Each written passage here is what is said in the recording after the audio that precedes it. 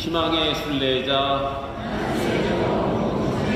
네, 만수일동 공동체의 이 순례 예정이 8월 말을 향해 가고 있습니다. 올여름은 그 어느 때보다도 굉장히 길게 느껴집니다. 여러분도 좀 길게 느껴지지 않으십니까? 네. 아침이나 그래도 조금 약간 변화가 왔어요.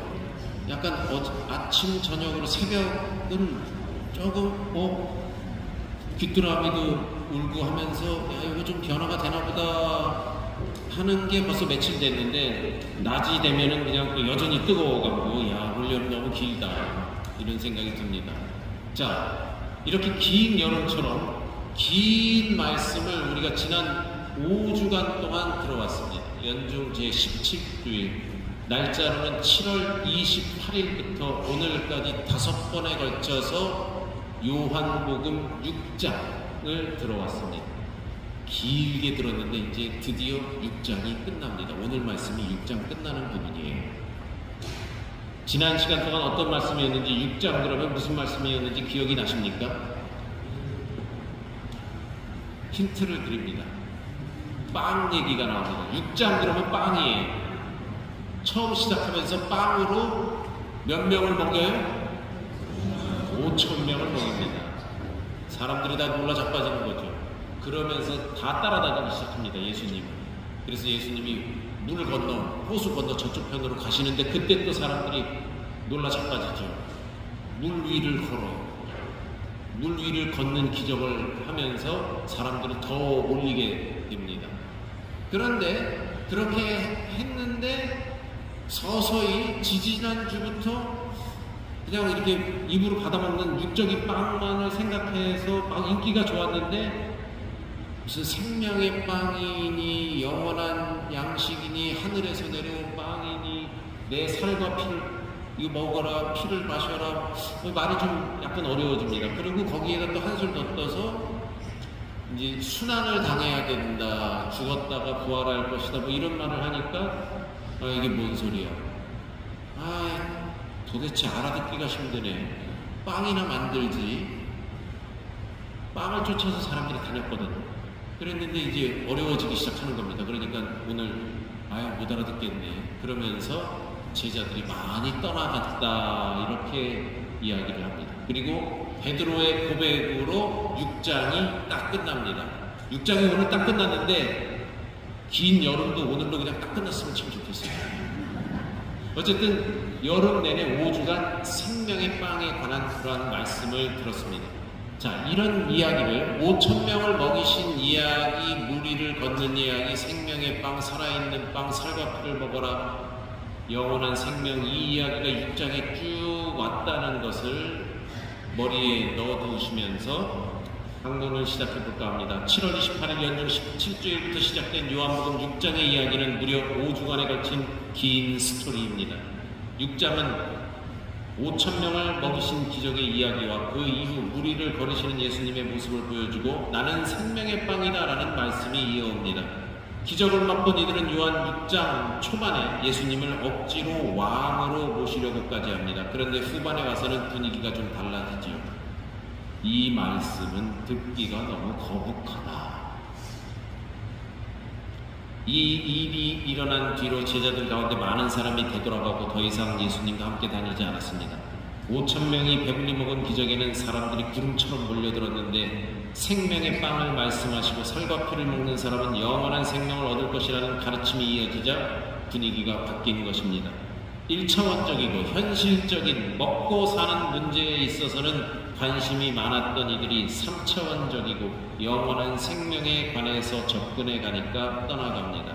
이에 예수님은 12 제자에게 묻는 것이죠. 너희도 떠나고 싶으냐?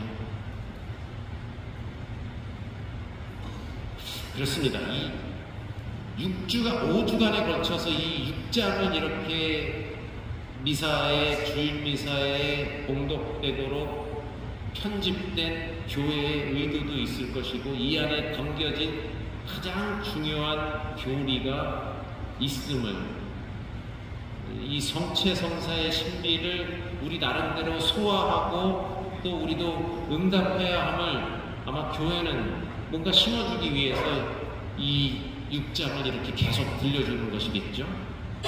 자, 너희도 떠나고 싶으냐? 오늘 우리에게 예수님이 물으십니다. 이 질문에는 너희도 지금이라도 떠나고 싶으면 떠나라 라는 들리지 않는 소리가 담긴 것 같습니다. 일시적으로 군중심리에 휩쓸려 다니거나 확고한 믿음과 결단 그리고 실천이 없이 당신을 따르는 모습을 원치 않으신다는 말씀이 소리는 없지만 그 예리한 송곳으로 마음에 꽂힙니다. 이 말이 너의 귀에 거슬리느냐? 6장 61절의 말씀입니다. 이것을 좀 더 직역을 바꿔 말하면 이것이 너희를 걸려 넘어지게 하느냐? 이렇게 바꿔 말할 수 있습니다. 걸려 넘어지게. 그리스어의 원형은 이 말이 사실 스칸달리조라는 이제 동사인데 스칸달리조라는 말입니다. 이 스칸달리조라는 말은 그리스 신화에 나오는 거예요. 그리스 신화에서 뭔가 잘못 서로 사랑에 빠지고 잘못된 그런 관계에서 신이 노해서 다른 그 신을 요놈을 그냥 내가 덫을 놔서 올가미를 딱 걸어야 되겠다. 이걸 딱 발목을 붙잡아 매달아야 되겠다 할 때 나온 단어가 바로 이 스칸달리조라는 단어입니다. 이 동사에서 바로 우리가 아는 영어 단어 스캔들이 나온 겁니다. 스캔들. 들어보셨죠? 스캔들? 요즘은 누구랑 연예인들이 누가 사랑에 빠졌다 연애를 한다 그러면 무슨 스캔들 이렇게 좀 와전돼서 표현이 되기도 많이 합니다.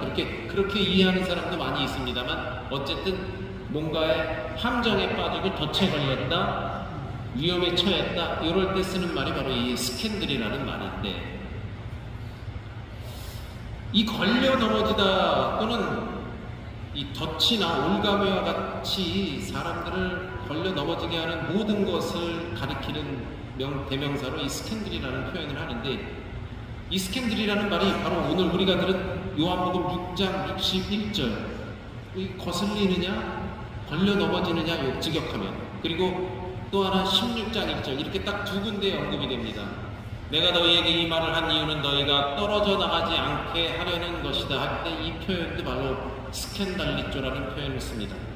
그러니까 세상에 박해를 하는데 그 박해를 어떻게 버텨낼 것이냐, 이걸 그냥 거기에 질 것이냐, 거기에 걸려 넘어갈 것이냐, 그렇지 않게 하려는 것이다 할 때 이 스캔달이라는 말을 썼다는 것이죠. 이렇게 요한복음에 두 번 언급이 되는데 우리가 요즘 쓰는 스캔달의 그 기원이라고 할 수 있겠죠.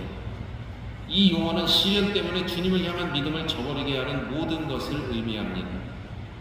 제자들마저 걸려 넘어지게 하는 것은, 그러니까 스캔들에 휘말리게 하는 것은 세상의 생명을 위해 주시는 주님의 살이 영원한 생명의 빵이라는 사실입니다. 곧 영원한 생명이라는 인간 구원의 궁극적으로 십자가의 죽음을 통해서 성취된다는 사실을 받아들이지 못하는 것입니다. 요한복음 초반에 5,000명이나 되는 사람들이 빵을 배불리 먹었습니다. 육적인 양식을. 그래서 우르르 예수님을 쫓아다녔어요. 근데 생명의 빵, 십자가의 죽음 이런 얘기가 나오니까 다 떨어져 나갑니다. 다 걸려 넘어지는 거예요. 이걸 극복해야 되는데 여기에 다 걸려 넘어집니다. 이 스캔들에 휘말려서 더 이상 진보하지, 앞으로 나가지 못하는 것을 말하는 것입니다. 결국 제자들이 걸려 넘어지게 되는 이 스캔들에 빠지게 되는 이유, 제자들이 주님을 향해 가졌던 메시아상의 꿈이 깨지는 것을 받아들이지 못하는 데 있으며, 또한 주님께서 십자가의 여정을 가도록 부르심을 받았다는 사실을 이해하지 못하는 데 있습니다. 제자들이나 지금 우리들이나 이 스캔들은 당장이라도 우리를 걸을 수 있을 것 같습니다. 편하고 배부르고 이런 게 좋지요. 거기에 무슨 십자가가 나오고 고통을 받고 그러면 아무도 원하지 않습니다. 하고 싶지 않죠. 떠나고 싶습니다. 그런데 12제자들은 남았죠. 사실 그 옛날 떠나갔던 제자들이나 지금 우리들이나 같은 인간으로서 동정과 이해가 되는 부분이기도 합니다. 그러나 그 이상을 보라고 주님께서는 우리를 초대하시는 거고, 그렇기 때문에 장장 5주간에 걸쳐서 이 생명의 빵에 관한 말씀을 우리에게 들려주시는 것입니다. 그래서 이사야 예언자도 55장에서 이렇게 얘기를 합니다. 내 생각은 너의 생각과 같지 않고 너희 길은 내 길과 같지 않다. 그렇습니다. 우리 인간적으로 편안하고 넉넉하고 좋은 거, 배부른 거, 이런 것을 원하지요. 나의 길입니다. 그런데 하느님께서는 나의 이 길과 같지 않다.